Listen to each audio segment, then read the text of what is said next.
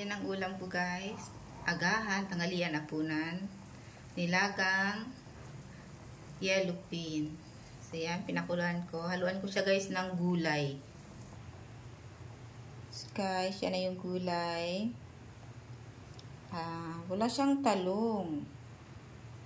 Kalabasa, sitaw, okra, and ampalaya, and malunggay. So, kagabi pa ako gustong kumain ito.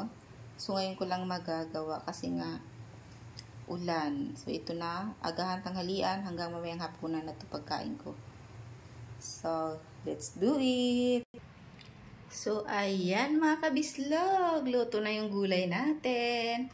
Tayo'y magluluto din na muna na ulam ng aso. Ihahalo natin sa kanilang dog food. Lulutuin natin yan corned beef kasi hindi ko pa naluto yon, matigas. Kaya ito na lang muna yung lulutuin ko sa kanila para magana silang kumain dahil ilalagay ko sila sa kulungan at may high tide na naman ngayon. Baka abutin na naman sila ng baha dito sa labas or baka papasok sa loob tulad kahapon. Apak-apak sila sa tubig na baha.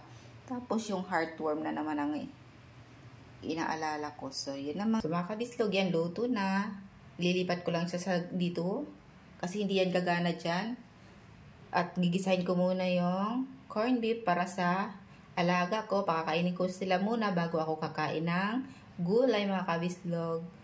Salamat sa panonood mga kabislog. Please subscribe, like, and share my video of my YouTube channel mga kabislog. Maraming salamat.